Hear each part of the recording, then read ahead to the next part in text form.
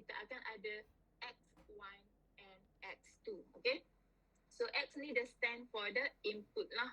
Okay, faktor production. Okay, so dekat sini kita akan ada X1 and X2 lah. Okay, so kalau sebelum ni, okay, farmers, okay, dia akan mengalami masalah, okay, they wish to determine, okay, how much a single input should be used and how much a single output should be produced to maximize the profit or net returns to the firm.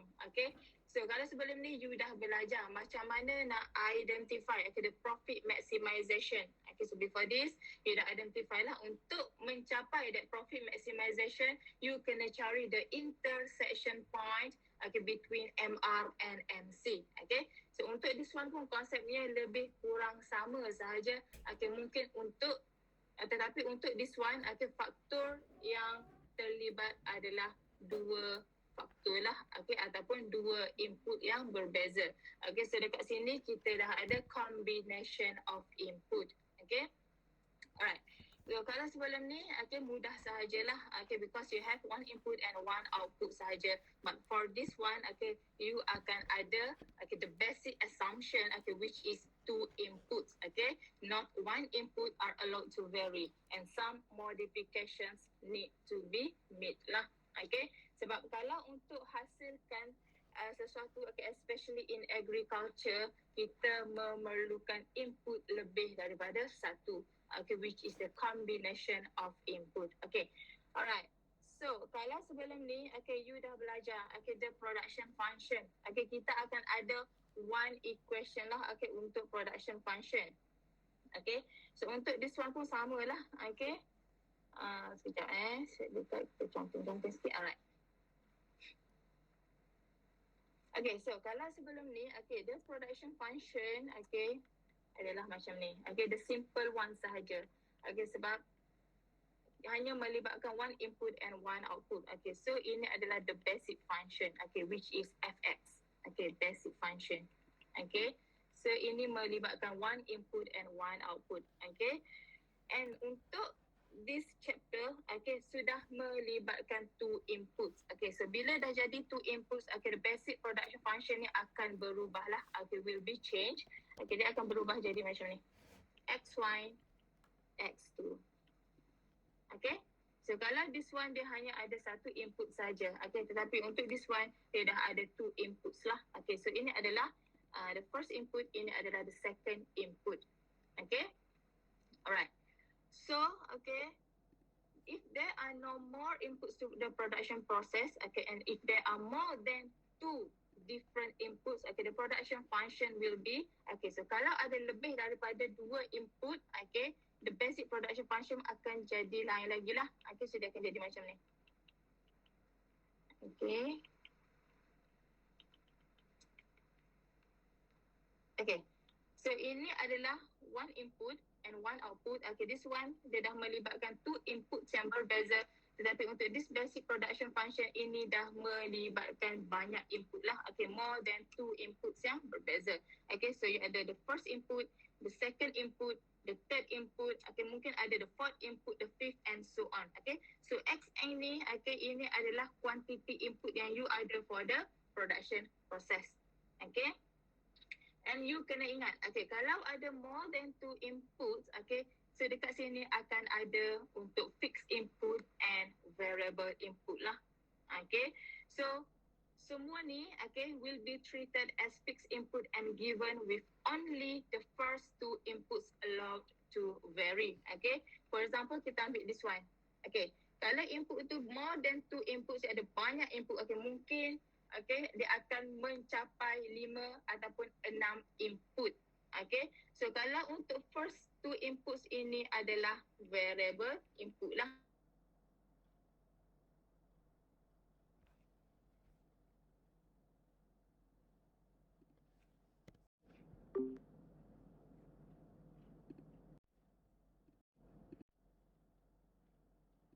Okay, each level of input used to produce a different level of output. Okay, as longer as inputs were being used below two level, resulting in maximum output lah. Okay, tetapi kalau untuk two input cases, okay, there there may be many different combinations of inputs that produce exactly to the same amount of output. Okay, so output tu dia tetap akan jadi yang sama lah. Okay, the level output tu dia akan jadi sama. Okay, tetapi in terms of the input, dia akan jadi berbeza lah. Kalau untuk single input case, kita hanya fokus kepada one, okay, input factor sahaja. Tetapi kalau untuk two input cases, so dekat sini kita akan ada banyak, okay, different combination of input. Okay, so ini adalah the basic thing, okay, that you need to know for this chapter 5 lah. Okay, sebelum kita pergi dengan lebih detail for this isoquant. Okay, so you kena faham untuk this one dululah. Okay, so until this production function, you faham ke? Boleh? Boleh Okay. Okay, then we go for this one. Okay, this table. Okay, so you boleh refer this table lah. Okay, the production with two inputs. Okay. So dekat sini, okay, you akan tengok, kita akan observe this table. Okay. So for example, dekat sini dia bagi, okay, this is a hypothetical corn response to phosphate and potash fertilizer. Okay. So dekat sini you kena identify, okay, which one is input and which one is output. Okay. So kalau output ni, ini adalah kita punya hasil lah, okay, the outcome, okay, the result, okay, the yield, the production. Okay. So Y dekat sini adalah the corn response. Okay, the corn response ni adalah kita punya Y lah, okay, the production of corn ataupun the corn yield. Okay, ini adalah Y. Okay, and for this phosphate and potash fertilizer, ini adalah input. Okay, so dekat sini you boleh nampak lah, kita ada phosphate, kita ada potash fertilizer. So kita ada X1, kita ada X2. So dekat sini dah ada combination of input, combination of fertilizer usage, okay, to produce the corn. Ini yang dimaksudkan dengan production with two input lah. Okay. And you kena observe, okay, you kena tahu, okay, cara bacaan for this table macam mana. Okay, macam mana combination of these two inputs, okay, you akan observe, okay, the yield of the corn. Okay. So dekat sini ini adalah potash. Okay, ini dalam pound, okay, pound per acre. Ini adalah phosphate, okay, pound per acre lah. Okay, so ini adalah bacaan untuk phosphate, ini adalah bacaan untuk potash. Okay, berapa pound untuk 1 acre. Yang ni pun sama lah, untuk phosphate pun berapa pound untuk 1 acre. Okay. So yang bahagian tengah, okay, ini adalah the yield response of corn. Okay, hasil corn. Okay, apabila that farmer dia menggunakan kedua-dua fertilizer yang ada ni lah. Okay, so untuk this table, okay, this table they show the hypothetical relationship that exists, okay, between the phosphate application level and potash application level and the corn yields. Okay, so dekat sini, okay, kita kena ada satu lagi input, okay, which is fixed input. Kalau untuk phosphate and potash ini kita panggil sebagai variable input. Dua-dua vary, dua-dua keep changing. Kenapa keep changing? Okay, sebab the quantity of potash and phosphate ni, okay, untuk setiap level adalah berbeza.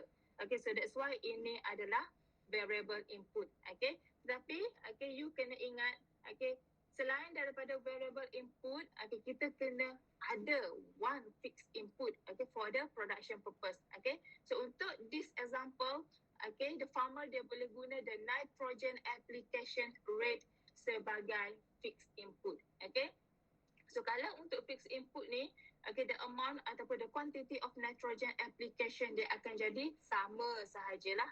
Okay, so daripada level 0 sehingga yield yang terakhir. Okay, so untuk this example, okay, maybe, okay, the farmer can use, okay, the nitrogen application rate for 180 pound per acre.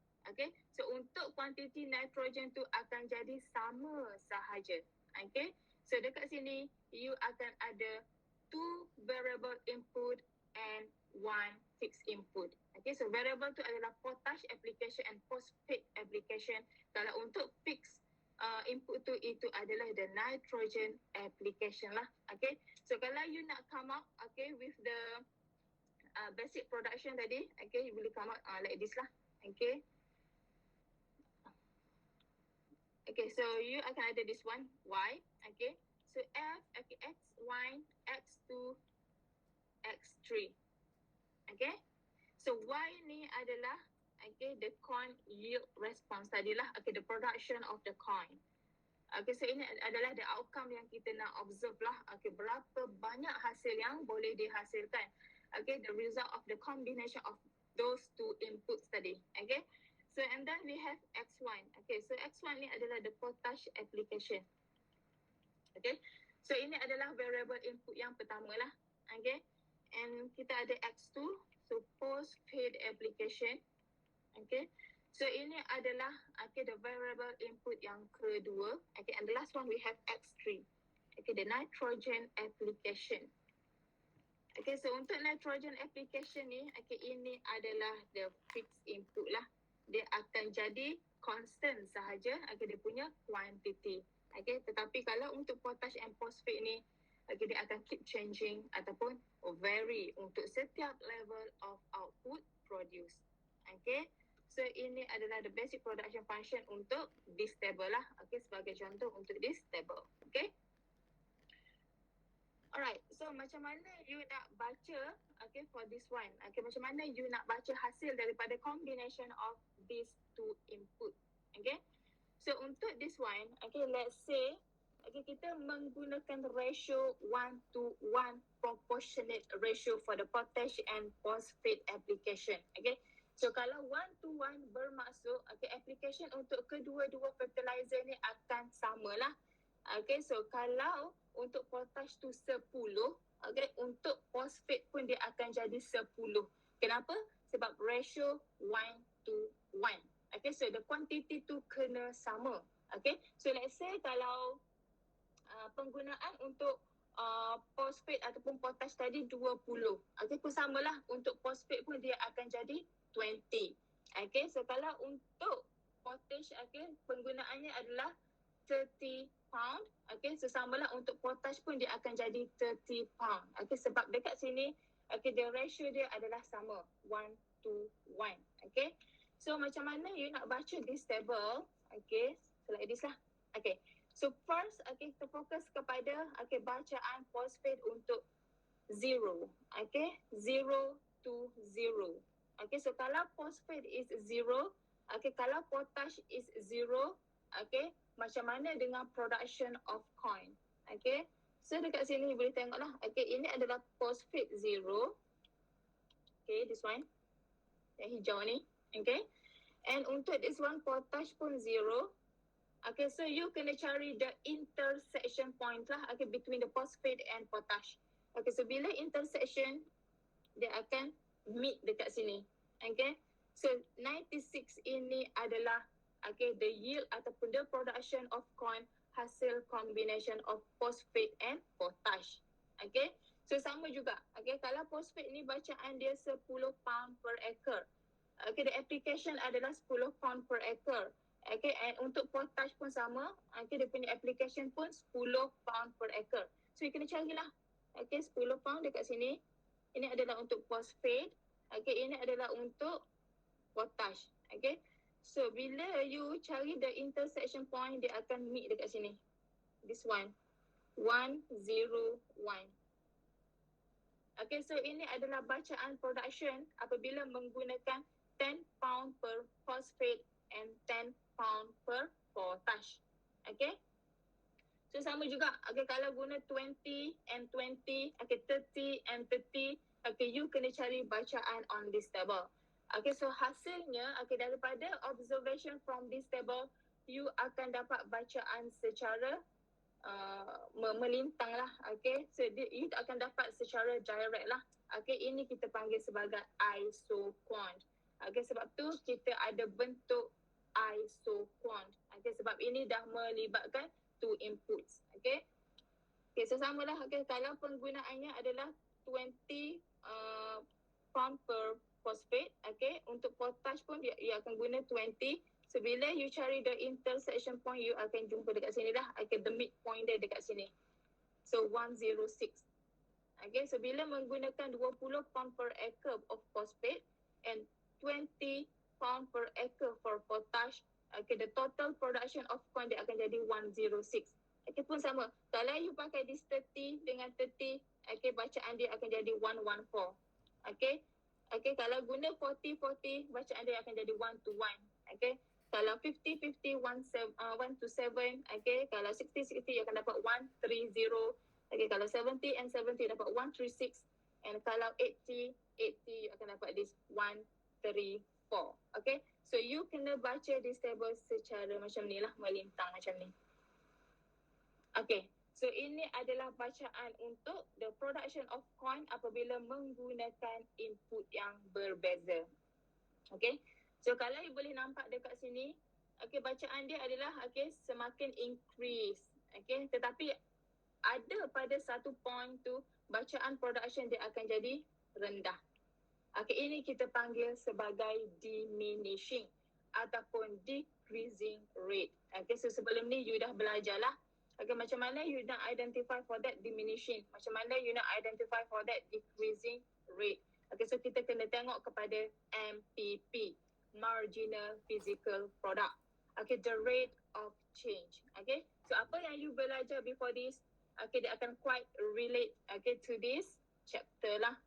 Okay, so apa yang you kena faham, macam ni bacaan, okay, untuk two production input. Okay, so that's why lah, untuk this one kita panggil sebagai isoquant. Okay, alright, so until this table, okay, boleh faham mudah je kan? Okay, alright, so kalau tadi kita guna the ratio proportionate dia adalah 1:1. Okay, let's say kalau ada some perubahan, kalau ada some changes, okay, in terms of the price of phosphate and price of the potash tadi. Okay, so let's say kalau phosphate ni dia dah jadi very expensive, dia dah jadi terlalu mahal. Okay, and potash dia akan jadi very cheap. Okay, so dekat sini farmer dia akan adjust. Okay, dia akan buat some modification in terms of the quantity of potash and phosphate. Okay, so kalau phosphate ni dia dah jadi semakin mahal, okay, phosphate ni, okay, farmer dia akan kurangkan ratio ataupun kurangkan quantity tadilah. Okay, so memandangkan potash ni dia dah jadi very cheap, dia dah jadi terlalu murah, so farmer dia akan naikkan ratio untuk penggunaan potash. Okay, so let's say, okay, dekat sini farmer dia buat modification. Okay, dia buat ratio for 1:2. Okay, so phosphate tadi dia dah jadi very expensive. Okay, so farmer dia akan guna 1 ratio sahaja untuk phosphate. Okay, so potash dia dah jadi very cheap. So farmer dia akan lebihkan penggunaan potash. Okay, so farmer dia akan guna 2 ratio untuk potash lah. Okay, so untuk perubahan ni mungkin dia akan jadi the ratio dia akan jadi this one lah. Okay, 1:2. Okay, so ini adalah phosphate. Okay, ini adalah potash. Okay, kalau tadi yang asal, okay, farmer dia akan guna 1:1 punya ratio. Okay, so that's why lah bacaannya adalah 0:0, 10:10, okay, 20:20, 30:30 and so on.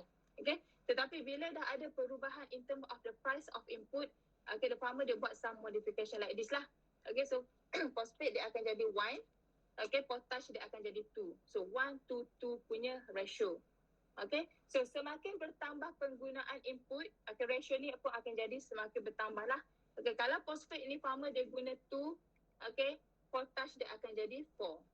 Okay, kalau phosphate ni 3, potash dia akan jadi 6. Okay, kalau phosphate ni 4, potash dia akan jadi 8. Okay, so ini dia kena depend kepada penggunaan ratio untuk quantity fertilizer tadilah. Okay, unit of the fertilizer. Okay, so untuk this one, bacaan dia akan jadi lain lah. Okay, so you kena observe balik. Apabila menggunakan, okay, 1 ratio of phosphate and 2 ratio of potash, okay, apa akan jadi pada the production of corn? What happened to the production? So you kena observe balik. Okay, sebab untuk this one dia tak akan sama dengan ratio 1:1 tadi. Okay, okay, so untuk this modification ataupun these changes, okay, let's say, okay, 1:2. Okay, so kalau 1:2, okay, phosphate bacaan dia adalah 10, okay, potash bacaan dia adalah 20. So dalam table you show lah, okay, phosphate dia adalah 10, this one. Okay. Untuk potash adalah 20, this one. So you kena cari the intersection point juga. Okay, macam tadi lah. Okay, so kalau 10 akan meet dengan 20, you akan dapat bacaannya dekat sini. 103.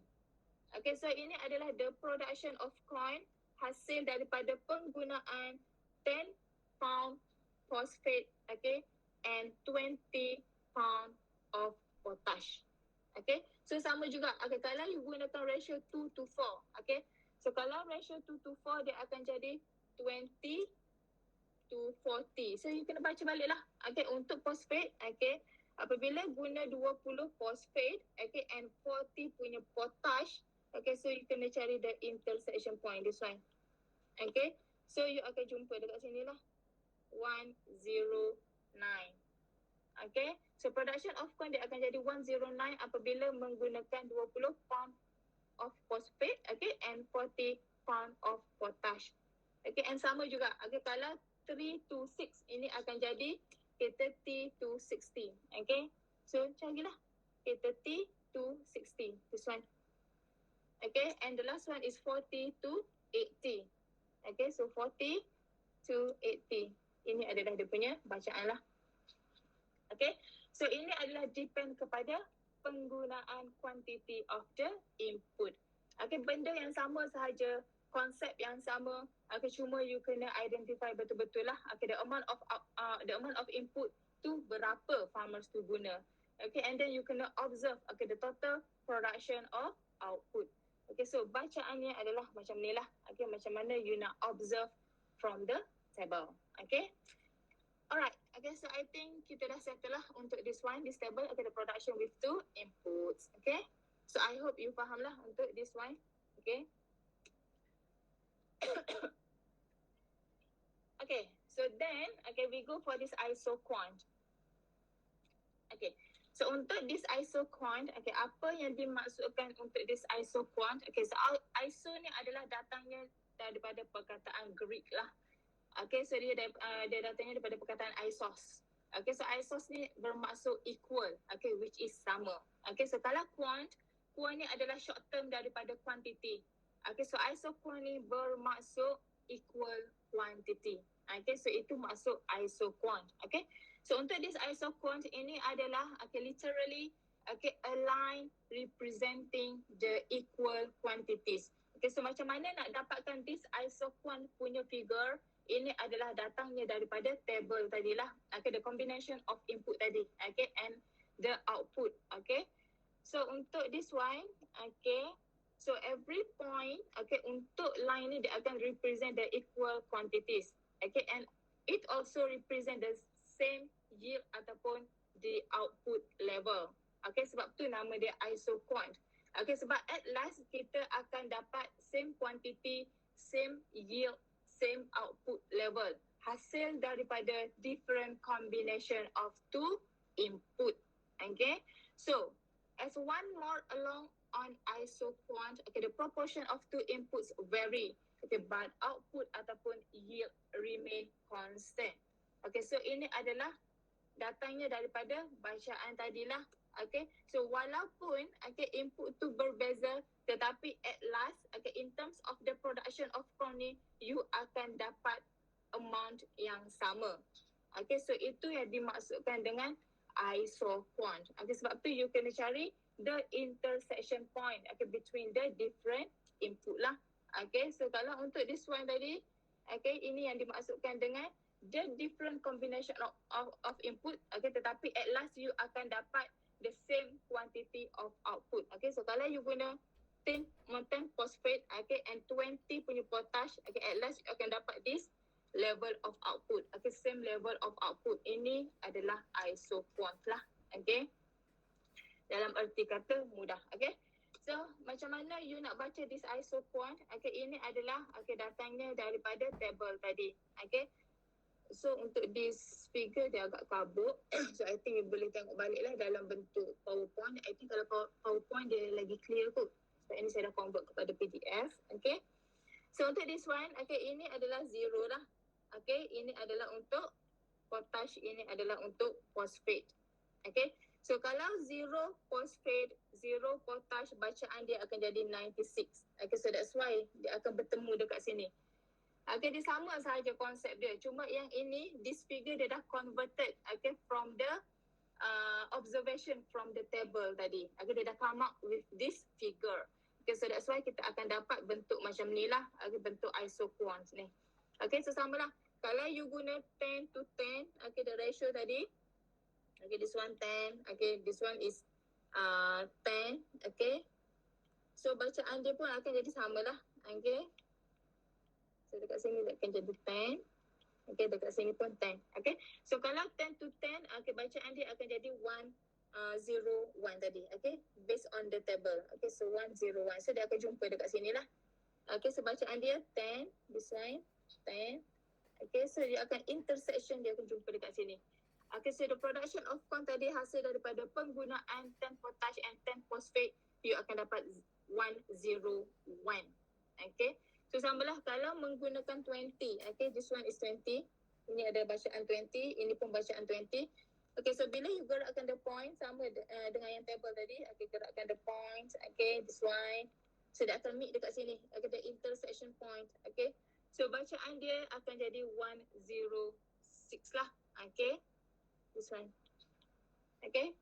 And seterusnya.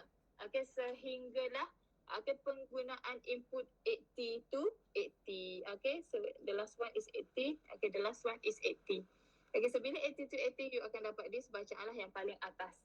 Okay, benda yang sama saja. Okay, so ini adalah converted daripada table tadi. Okay, so you kena faham. Okay, untuk dapatkan bacaan ni, you kena cari the intersection point between the input lah. Okay. Alright, so untuk this isoquant, okay, this is the curve reflects the combination of two inputs that result in a particular level of output. Okay, and the shape of an isoquant reflect the ease with which a producer can substitute among inputs while maintaining the same level of output. Okay, so dekat sini kita akan ada satu lagi keywords iaitu substitution. Substitute. Okay, substitute ni adalah pengganti lah, gantian. Iaitu kita boleh replace the input with another input. Okay, tetapi at last kita akan dapat the same level of output, okay, the same level of satisfaction ataupun the same level of utility ataupun value of the product. Okay, so dekat sini kita akan menggunakan konsep substitute lah, iaitu substitution. Okay, alright. Okay.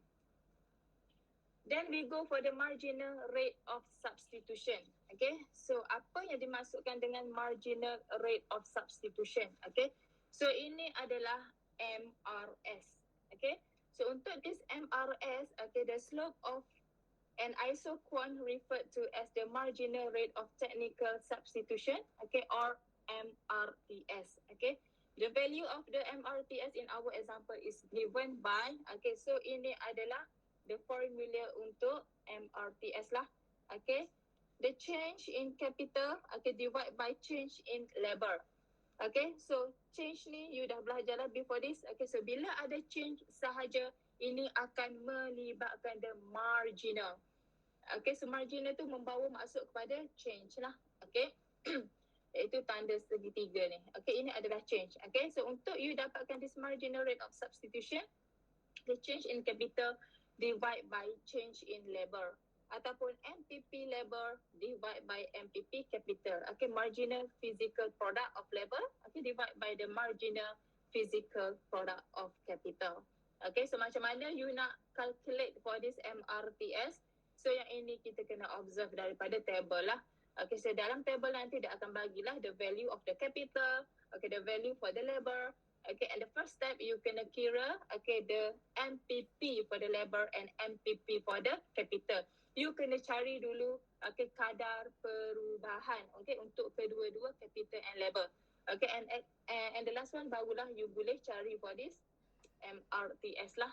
Okay, so untuk this MRTS, okay, sebenarnya dia sama saja dengan MRS, okay, marginal rate of substitution. Okay, benda yang sama sahaja. Okay, so untuk this MRS, okay, apa yang dimaksudkan dengan this MRS ini adalah satu measurement, okay, of how well, okay, one input substitute for another, as one move along a given isoquant. Okay, so dekat sini kita boleh measure lah. Okay, so sekiranya one input tu digantikan oleh another input. Okay, digantikan oleh input yang lain. So kita kena tengok. Okay, dia punya the production tu ataupun the kadar tu macam mana. Okay, so sebenarnya konsep MRS ataupun MRTS ni, okay, dia sama sahaja dengan konsep the opportunity cost. Okay, so kalau sebelum ni you dah belajar untuk AGR 113, okay, so dalam tu you dah belajar on the opportunity cost. Okay, sebenarnya konsep dia adalah sama sahaja. Okay, so bermaksud untuk this one, kita kena forgo ataupun let go, okay, satu input yang lain untuk menggunakan satu input yang lain lah. Okay, kita lebihkan satu input tu untuk kurangkan penggunaan satu input yang lain. Itu yang dimaksudkan dengan MRS ataupun this opportunity cost. Okay, so dekat sini kita kena observe lah. Okay, which one input dia akan jadi semakin bertambah, okay, which is adding of input. Okay, satu input lagi dia akan jadi semakin berkurang. Dia akan jadi semakin less and less. Itu adalah konsep untuk MRS and opportunity cost. Bermaksud we need to sacrifice, okay, one input untuk menggunakan satu input yang lain. Okay, so itu adalah MRS lah. Okay, alright. So if output remains unchanged, okay, along an isoquant, okay, the loss in output from decreasing level must be identical to the gain in output from adding capital. Okay, so that's why lah tadi saya kata kalau ada satu input dia akan jadi semakin berkurang, satu input lagi dia akan jadi semakin bertambah lah. Okay, for example dekat sini, okay, dia menggunakan labor and capital. Okay, so dekat sini kedua-dua input ni dia tak akan jadi, okay, satu labor tu dia bertambah, okay, satu capital tu dia akan bertambah juga. Okay, dia jarang berlaku. Okay, untuk this labor, okay, dia akan jadi decreasing labor. Okay, in terms of the capital dia akan jadi adding lah. Kalau you kurangkan penggunaan labor, okay, at the same time, okay, you kena increasekan penggunaan capital. So ini yang dimaksudkan dengan MRS ataupun opportunity cost tadi lah. Okay, so loss output, okay, from decreasing labor mestilah identical ataupun sama dengan gain output from adding the capital. Okay, ini adalah konsep untuk MRS lah. Okay. Okay, so ini adalah the illustration of diminishing MRS. Okay, so untuk this MRS, okay, sebab kita dah menggunakan the marginal, okay, rate of substitute. Okay, so sebab tu dekat sini kita akan pakai this diminishing. Okay, so kalau untuk MRS ni, okay, ataupun opportunity cost tu, okay, sebenarnya kita ada 3 types of substitute, ataupun 3 types of opportunity cost. Tetapi kalau dalam ekonomi yang selalu digunakan adalah this diminishing lah. Okay, ataupun the decreasing MRS. Okay, so untuk this one, okay, you boleh tengok lah. Okay, so ini adalah the illustration. Okay, so first, okay, untuk this one, okay, kita akan ada untuk X1 and X2. Okay, alright, so ini adalah X1, ini adalah X2. Okay, ini adalah the first input yang kita ada, ini adalah the second input. Okay, and curve dekat dalam ini adalah Y. Okay, so Y ni adalah the production, okay, ataupun the yield response tadilah. Kalau contoh tadi kita menggunakan corn production, okay, so ini adalah bacaan untuk corn production hasil daripada combination of potash and phosphate tadi. Okay, so kalau X1 tadi adalah phosphate, okay, S2 adalah potash. So bila kita combine, okay, between these two input, okay, kita akan dapat this curve lah. Ini curve adalah production for the corn yield ataupun response tadi. Okay, so kenapa dapatnya macam ni? Okay, this bentuk ni, okay, ini adalah the change, okay, for X2, okay, the change for X1, okay, change for X2, change for X1, okay, change for X2, change for X1. Ini adalah bacaan daripada table tadilah. Okay, so once you dah identify, okay, quantity, okay, of potash and phosphate tadi, you kena plot lah, okay, you kena plot, okay, and then you kena cari the intersection. Okay, so that's why lah dia jadi macam ni. Okay, pun samalah dengan untuk this one, okay, bacaan yang seterusnya. sehinggalah habis penggunaan quantity of input tadilah. Okay. So untuk this one, the slope of an isocone can also be defined as the change in x2 divided by change in x1. Okay, so ini adalah dia punya formula lah. Okay, and then daripada this formula dia akan convert into this one. Okay, marginal rate of substitute x1 x2. Okay, kenapa dah ada x1 and x2? Sebab ini adalah combination of input lah. Okay, so MRS x1 x2 equal to change of y2 divided by change of y1 lah. Okay, so ini kita melihat kepada the production tadi. Okay, and dia akan convert kepada this formula. Okay, dia boleh jadi MRS x2 x1 equal to change in y1 and y2 equal to 1 divide MRS. Okay, so kenapa dah jadi 1 divide? Ini dia dah jadi inverse relationship.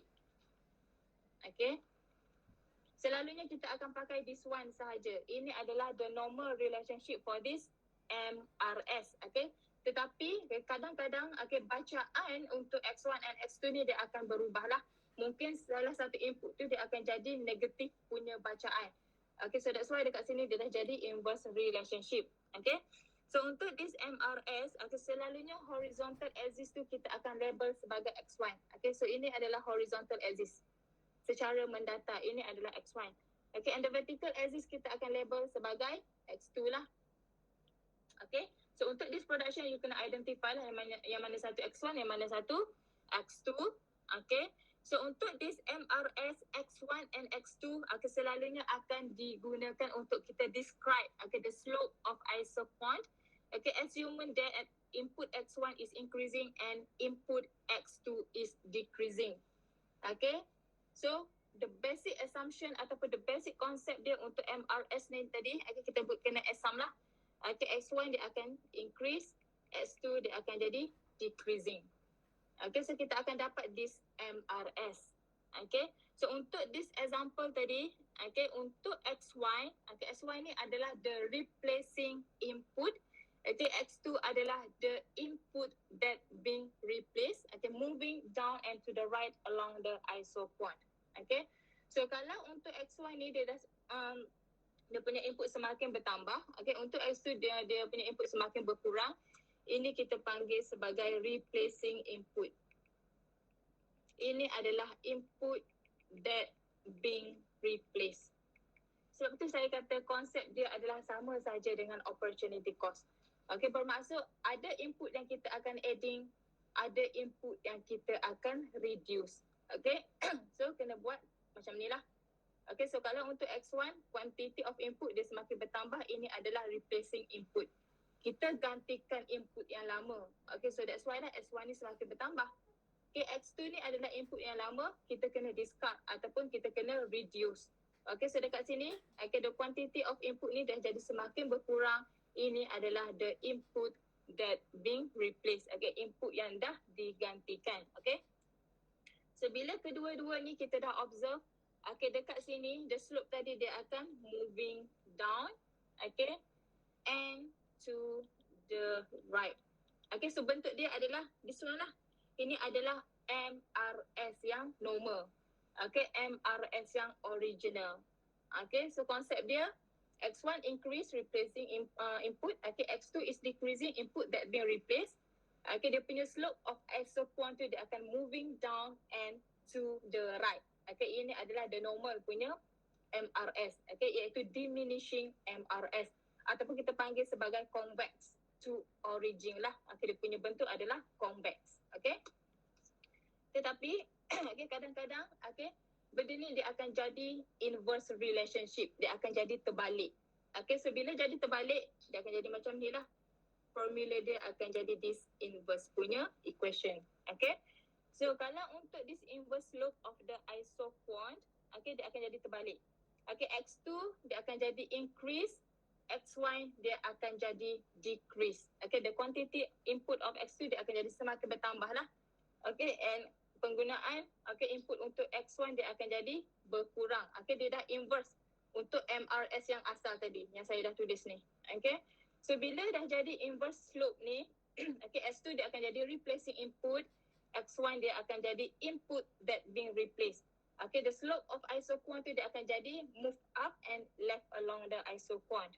Okay, so sebab tu dia punya formula akan jadi macam ni lah. Okay, 1 over MRS X2 X1. Okay, sebab dia dah jadi inverse relationship. Okay, so kalau untuk inverse saya tulis lah.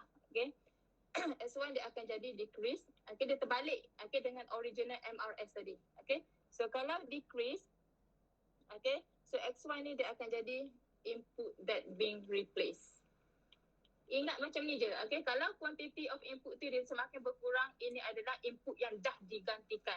So bermaksud kita kena buang input yang lama, kita nak tambah input yang baru lah. Okay. Okay, satu lagi adalah X2. Kalau X2, okay, dia punya akan jadi increasing. Okay, dia inverse dengan original MRS tadi. Ini adalah input that replace lah. Okay. Ataupun replacing input tadi. Kita tambah that input dalam kita punya production process. Okay. So bila dah jadi macam ni, dia dah jadi inverse. Okay, the slope tadi, okay, dia akan jadi move up. Okay, and to the left. Okay, yang ini kita akan dapat, okay, dia punya curve of MRS tu dia akan jadi concave lah. Okay, concave to origin. Ini adalah the inverse relationship. Okay, dia akan oppose, okay, with the original MRS. Okay, so ini adalah formula untuk inverse punya relationship tadi, equation. Ini adalah formula untuk original MRS. Okay, ini sekiranya terjadinya, okay, apa-apa perubahan, okay, ataupun the inverse relationship tadilah. Okay. Okay, so untuk this one, isoquant ni, okay, selalunya kita akan guna curve-nya macam ni lah, secara convex. Okay, so isoquant ni dia memang, okay, dia akan selalu downward sloping. Okay, but not always lah, kita kena depend kepada situation juga. Okay, so kalau marginal product untuk kedua-dua input adalah positif, okay, the isoquants dia akan jadi downward sloping. Okay, so MPP untuk input yang pertama positif, okay, MPP untuk input yang kedua pun bacaannya positif. Okay, the isoquant punya curve tu dia akan jadi downward sloping. Okay, dia akan jadi downward lah secara menurun, okay, ke bawah. Okay, tetapi okay, kalau salah satu bacaan MPP untuk satu input tu adalah negatif, okay, slope dia akan jadi upward. Okay, so that's why lah. Okay, apabila slope ni dia jadi upward, okay, akan ada satu perubahan dekat situ. Okay, kemungkinan bacaan untuk salah satu input tu dia dah jadi negatif. Okay, so that's why itu adalah inverse punya relationship lah ataupun equation. Okay, tetapi selalunya untuk MRS punya curve ataupun isoquant punya curve, bentuk dia adalah macam ni lah. Okay, seperti yang ada di dalam nota ni. Okay, so kalau ada perubahan itu kita depend kepada the value that used lah. Okay. Alright, so until this one saya tahu, okay, ini agak confusing, a bit confused. Okay, untuk faham pun akan take time dah benda ni. Okay, so far sehingga this isoquant punya curve, boleh ke? Faham ke? InsyaAllah, madam. Okay, so that's why saya suruh you record and then you kena refer back lah. Okay, you kena refer back and you kena catat balik. Okay, sebab macam yang saya bagi tahu before this, untuk ekonomi you tak boleh nak hafal 100%. You kena faham the basic concept first. Okay, alright, tak apa, kita pergi slow-slow lah. Okay. Okay, so then okay, we go for the input combination. Okay, so untuk this input combination inilah yang kita fokuskan tadi dah. Okay, so kita akan gunakan okay, banyak jenis input, okay, untuk kita hasilkan sesuatu produk tu. Okay, so mungkin 2, 3, 4, 5 and so on lah. Okay, the input combination. Okay, so most product require 2 or more inputs and the manager may choose the input combination or ratio to use. So manager ni dia kena pilih lah, dia kena buat the best decision, okay, untuk pilih input combination mana yang paling efektif ataupun yang paling efficient, okay, untuk dapatkan the optimal result ataupun the optimal production of yield tadilah. Okay, and the economic question is whether one input can be substituted for another to reduce the cost. Okay, so kenapa kita buat this substitute? Kenapa kita kena gantikan one input with another input? Okay, tujuannya adalah untuk kita reduce the cost. Okay, so the key point dia adalah reduce the cost. Okay, sebab di dalam business ataupun untuk kita run the production, kita kena kurangkan the cost of the production. Kita kena dapatkan the lowest cost of the production as possible. Okay, so ini adalah the basic thing yang manager tu kena buat lah. Kena buat decision. So that's why lah kita kena cari the optimal combination of input untuk kita kurangkan cost. So bila kita dapat kurangkan cost, in terms of the profit ataupun net return from the business, kita akan dapat lagi tinggi lah the profit tu, kita akan dapat the maximum profit. And due to the substitutability of inputs, a decision rule is necessary to choose the optimal input use. So this one, manager or farmer must select the combination of input that will produce a given amount of output or perform a certain task for the least cost. And the purpose to find least cost combination of input and to increase the profit lah. So ini adalah the goal the manager ataupun the farmer tu yang nak capai lah. So least cost combination of input, kita kena dapatkan the lowest cost of production as possible, and pada masa yang sama untuk that manager increase the profit of the business. Tetapi diorang kena consider untuk this one dululah.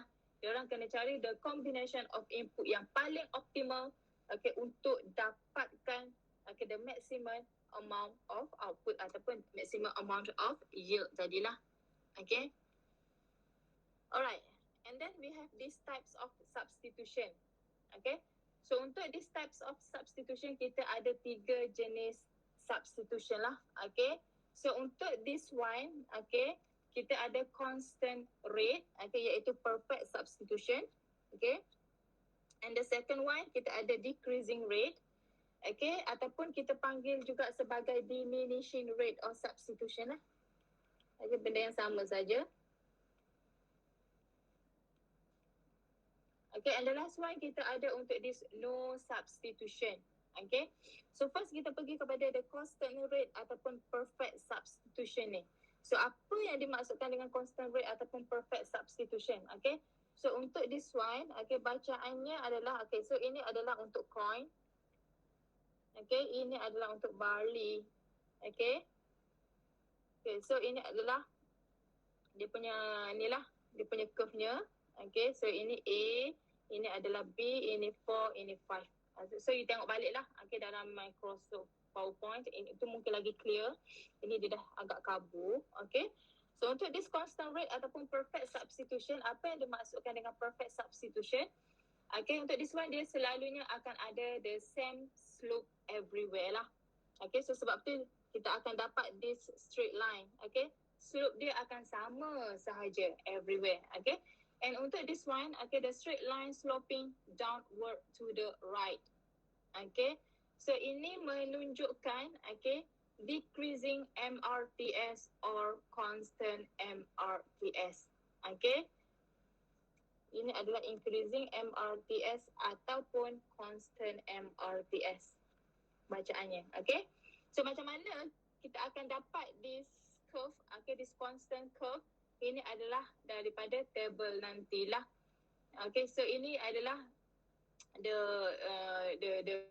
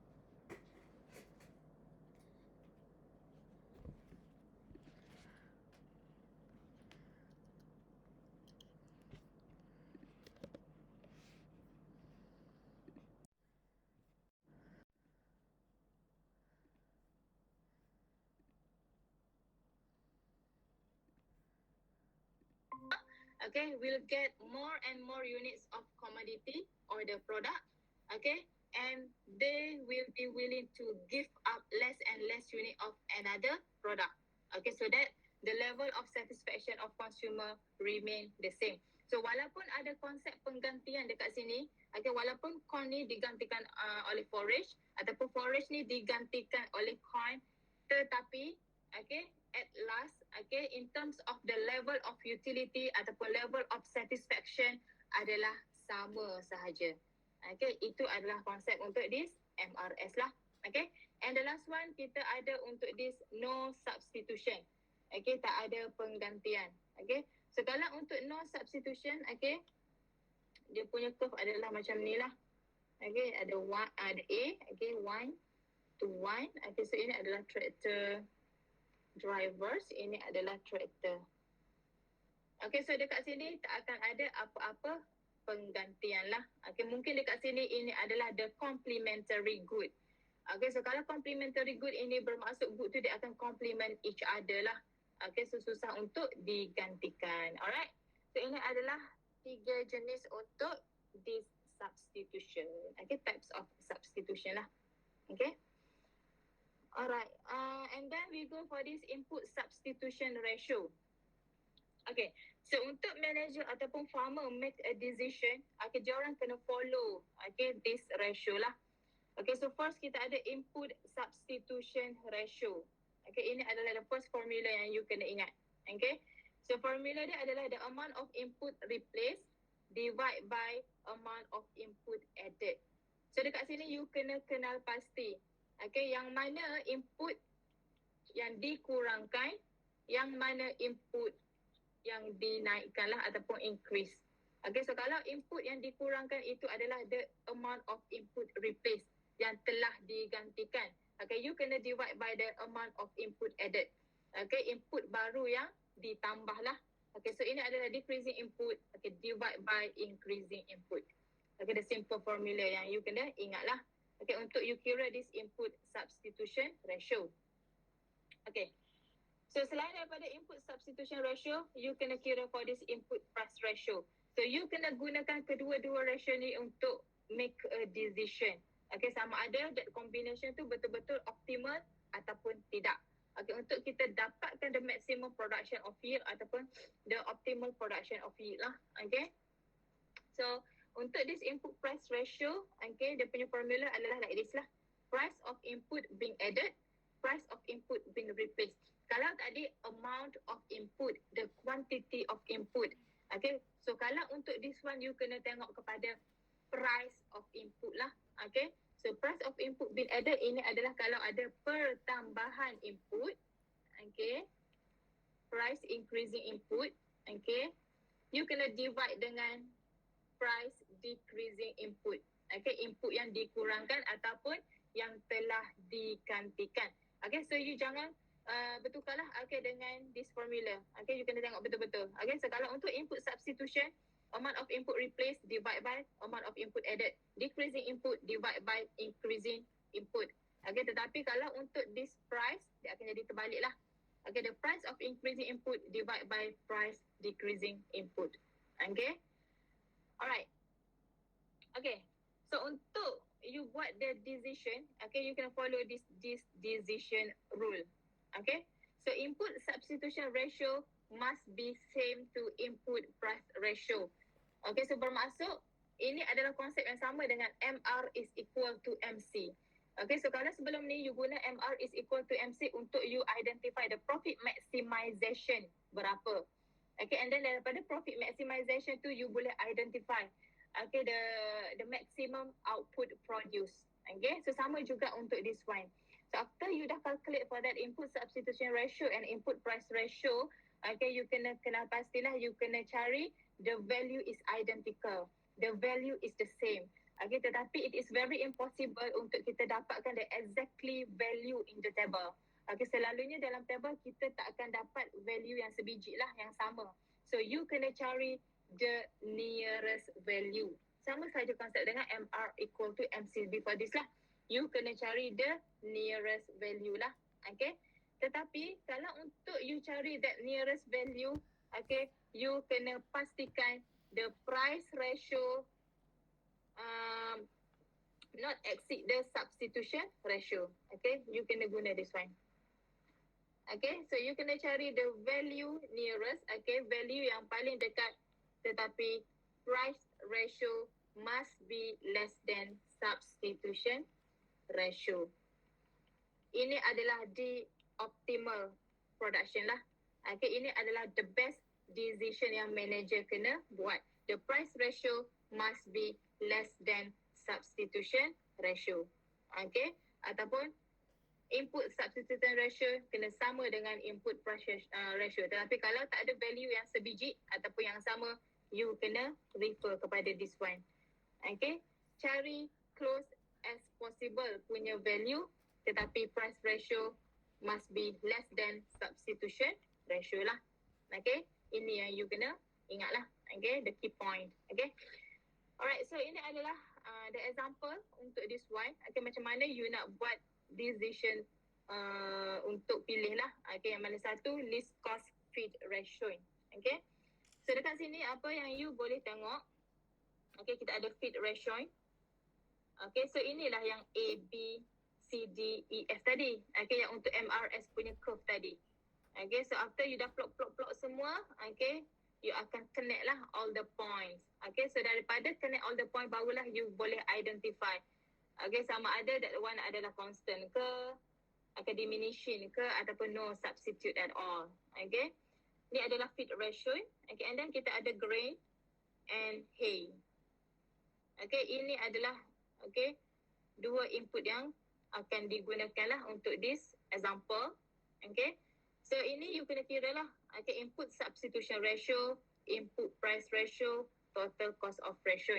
Okay, so first, okay, you kena identify dahulu. Okay, input mana yang increase, input mana yang decrease. Okay, so macam mana you nak identify, you kena tengok bacaan untuk kedua-dua grain and hay tadi. Sebab tadi kita ada input that being replaced, kita ada satu lagi replace input. Okay, so salah satu ada increase, salah satu kena decrease. Okay, so kalau untuk grain ni, you tengok bacaan dia. Okay, 825, 900, 975. So bermaksud bacaan dia semakin meningkat. Okay, so grain ni dia punya bacaan adalah increasing. Okay, so kalau increasing, ini adalah added input, input yang ditambah. Okay, so you kena kenal pasti dahulu sebelum you buat calculation for the input substitution ratio tadilah. Okay, so ini adalah added input. Kenapa added input? You tengoklah bacaan dia semakin bertambah. So from A to B, okay, dia berubah. Dia jadi semakin increasing, keep increasing. Okay, so kalau untuk hay ni, okay, tengok bacaan dia macam mana. 1350 kepada 1130, 935, 770 and so on. Okay, dia punya bacaan semakin berkurang. Okay, so kalau berkurang, ini kita boleh tengoklah, ini adalah decreasing punya input. Okay, ini kita panggil sebagai replace input. Input yang digantikan ataupun decrease punya input. Okay, so untuk you kira input substitution ratio, you kena refer back kepada formula tadi. Okay, so input substitution ratio, amount of input replaced divide by amount of input added. Okay, amount of input replaced divide by amount of input added lah. Okay, so ini dah jadi mudah lah sebab you dah identify yang mana satu input replace, yang mana satu input added. Grain ni adalah input added, ini adalah input replace. Okay, you observe melalui bacaan daripada fit ratio A sehinggalah fit ratio G. Okay, ini yang dimaksudkan. Okay, apabila satu input ditambah, satu input lagi kita kena sacrifice. Ini yang kita panggil sebagai the opportunity cost tadilah, ataupun we need to forgo. Okay, one of input untuk tambah satu input yang baru. Okay, alright, so untuk you kira this input substitution ratio, okay, this one, okay, kita akan starting from B lah. Kenapa A ni kosong? Okay, sebab before A, kita tak ada apa-apa value lah. Okay, so automatically dia akan jadi 0. Okay, So kalau untuk B ni, kenapa dia dah jadi 2.93? Okay, so you kena kira lah. Okay, amount of input replace. Okay, daripada 1350 kepada 1130, berapa dia punya perbezaan Seorang tolong kira. This one. 1350 kepada 1130. Berapa banyak dia berkurang?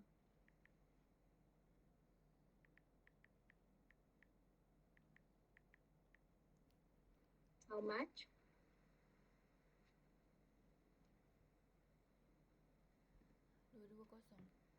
220. Okay.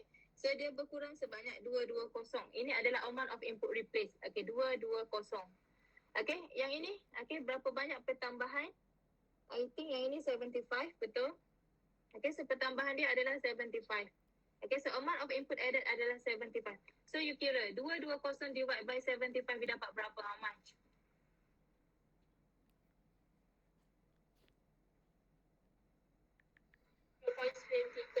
2.93. Okay, so that's why lah you akan dapat this value for input substitution ratio. Okay, so samalah the next, okay, ataupun the rest one ni, okay. So daripada 1130, okay, kepada 935, berapa pengurangan? You kena divide by 75. Okay, kenaikan dia adalah sebanyak 75. So you akan dapat 2.60. Okay, so sama juga yang ini. Daripada 935 kepada 770, berapa pengurangan? You kena divide by 75. So you akan dapat this 2.2. Okay, you kena kira sehinggalah ratio yang terakhir, iaitu G lah. This one. Okay, so kalau untuk input price ratio pun samalah. Okay, kalau untuk input price ratio, okay, dia punya formula adalah yang tadilah. Okay, price of input added, okay, divide by price of input replace lah. Okay, so kalau untuk input added dekat sini adalah hay, okay, adalah grain. Okay, so untuk grain, okay, dia punya price adalah berapa? This one, you kena refer at this price. Grain adalah 4.4, hay adalah 3.0. Okay, so price of input added, okay, added adalah grain. Okay, 4.4 divide by 3.0. So you akan dapat this 1.47. Okay, kenapa input price ratio ni dia akan constant saja sepanjang masa? Sebab dia menggunakan price yang sama lah untuk grain and hay. Okay, so akan dapat 1.47, 1.47 and so on. Okay, this one. Okay, so last one, okay, you kena cari. Okay, dekat mana value-nya identical. Okay, between the input substitution ratio and input price ratio. So dekat sini tak ada value yang sebiji lah, tak ada value yang identical, yang sama. Okay, tetapi you kena cari the nearest one, tetapi make sure the price ratio less than substitute ratio. Okay, so dekat sini. Okay, so price ratio adalah 1.47. So ini adalah the optimal combination of input untuk you produce the output menggunakan lowest cost as possible. Okay, this one. Okay, so input price ratio dekat sini adalah less than input substitution ratio. Kalau untuk this one, dia nearest juga. Okay, 1.33, dia akan sama, dia akan lebih dekat dengan 1.47. Dia lebih kurang lah kan. Tetapi kita tak boleh nak guna this one. Okay, kenapa? Sebab input price ratio is greater than substitute ratio. Kita tak nak yang ini. Kita nak yang ini. Price ratio must less than substitute ratio. So ini adalah the point dah. Okay, the optimal combination of input to produce the product. Okay. So untuk total cost of ration ni, okay, ini adalah selalunya kalau untuk total cost of ration, okay, kita akan kira melalui cost divide by sales darab dengan 100% lah. Okay, so mungkin dekat sini dia dah bagi secara direct. Okay, untuk this information sebenarnya tak complete. Okay, so that's why lah saya terangkan one by one. Okay, dia punya information ni agak tergantung lah untuk this slide. Okay, tapi tak apa, as long as you dah faham, okay, macam mana you nak kira untuk this substitution ratio and also this price ratio. Okay, so ini adalah the optimal combination of input lah. So apa yang you boleh tengok, okay, in terms of the total cost of ration, ini adalah yang paling lowest. Okay, ini adalah indicate, okay, the lowest cost as possible. Sebab di dalam production ataupun di dalam business, kita kena dapatkan cost tu serendah yang mungkin untuk kita increase the profit ataupun maximize the profit. Okay. Alright. Okay, so this is the summary for this chapter. Okay, so untuk input, you kena ingat this one lah, input substitution ratio and input price ratio. And you kena ingat this decision rule. First, you kena berpegang kepada this one. You kena cari price ratio is equal to substitute ratio. Tetapi kalau tak ada value yang exactly same in the table, you kena dapatkan price ratio less than substitute ratio. Okay? Alright. So, I think, okay, ini sahaja untuk chapter 5. Okay, so until this one, any question? Ada apa-apa soalan? So far boleh faham ke? Boleh. Alright, okay. So after this, kalau yang record tu, you tengok balik lah. Okay, macam mana you nak identify for the MRTS tadi, for the MRS and how to calculate for this one lah. Okay, untuk buat decision for the combination of input. Okay. Alright, so sebelum kita end our class, any question? Ada apa-apa yang nak ditanya? Setakat ni tak ada. Setakat ni tak ada. Kalau ada apa-apa, kalau ada soalan, you can ask me directly lah. Boleh tanya terus Okay. Alright, so kalau mengikut lesson plan, you punya test adalah pada minggu yang ke-7. Kan? So minggu yang ke-7 adalah next week lah. Tetapi saya tak sure lagi lah.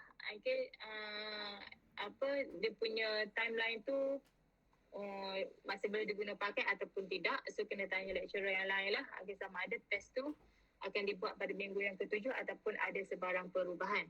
Okay, so kalau ada apa-apa perubahan, saya akan bagi tahu terlebih awal lah. Okay, tetapi you boleh get prepare lah, okay, untuk you punya test. Okay, boleh? Boleh madam. Okay, alright. So kalau tak ada apa-apa soalan, we can end our class for today. So kalau ada apa-apa soalan mengenai dengan lecture daripada chapter 1 atau chapter 5, boleh je tanya secara direct. Okay? Alright, so jangan lupa tick your attendance. Thank you. See you next week. Arigato madam. Alright, arigato. Semua ada nak jawab tu sama-sama. Thank you madam. Alright, welcome. Thank you madam. Okay, welcome.